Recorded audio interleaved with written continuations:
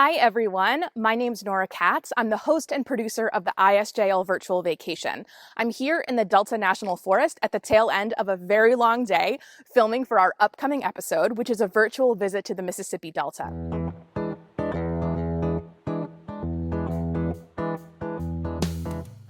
In this episode, we talk all about the Delta as both a physical and a cultural phenomenon.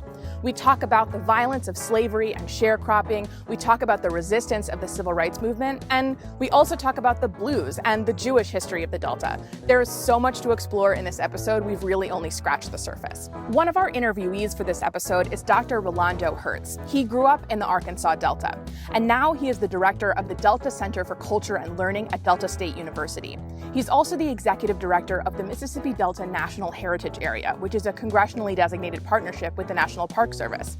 We got to chatting about the Delta at the end of our interview, and he had some amazing stories to tell about the Delta's incredible food culture, which I think is something that many people associate with this place. Let's take a listen.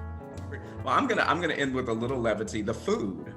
I mean, you can't come to the Delta and not get some good down-home cooking.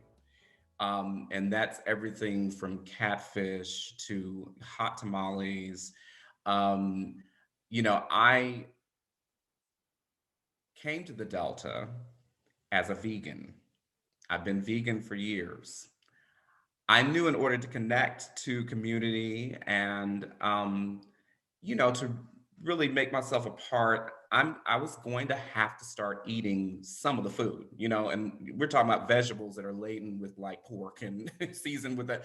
And I mean, people love that. So that's what they come to the Delta for. So I started eating fried catfish and I gained probably 20 pounds. Moving from New Jersey, I was just saying that's where I came from. I did my PhD at Rutgers. And when I got hired at the position at the Delta Center, then I came down and I said, I've got to connect with people and it's going to be through food. I can't sit here and act like I'm not, connecting.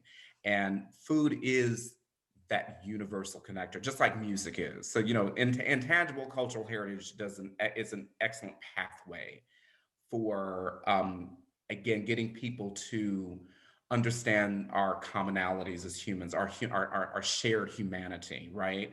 And shared experiences. And in the Delta, music and then food, top of the list.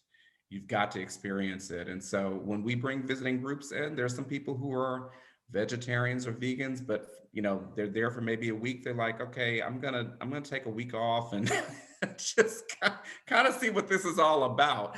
And so that was certainly the case for me. And I will just say, personally, I've gone back to being vegan now. This is probably a couple of years ago I did, but a good 5 years there, 4 or 5 years, I was doing the catfish thing, catfish and hush puppies, and I indulged and it was good. Yeah, in the line of work that I do, I mean, connecting with people and culture and all of that, food is such an excellent pathway to do that. And unfortunately, I had to take a break and go against my lifestyle that I had established for myself. But I think that it's worked out fairly well. And I think what's interesting is that on the other side of that, now that I tell people I'm not eating catfish, because I became known as the guy who bring him catfish. We go to the Center's Place in Cleveland, the famous soul food restaurant run by, at that time, Senator Willie Simmons.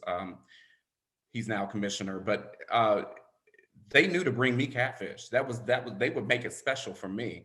But I told them, hey, I'm going back to being vegan, and they've been cool with that. I think that it's a pathway, and once people get to know you and trust you and interact with you and know where you're coming from, then they're not so concerned about what you're eating or what music you're listening to, but they just want to know that you have an appreciation for the place and the culture.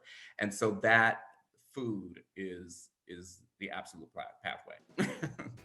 Please check out our upcoming episode of the ISJL Virtual Vacation, A Visit to the Mississippi Delta, premiering on Facebook and YouTube at 11 a.m. on Tuesday, April 27th.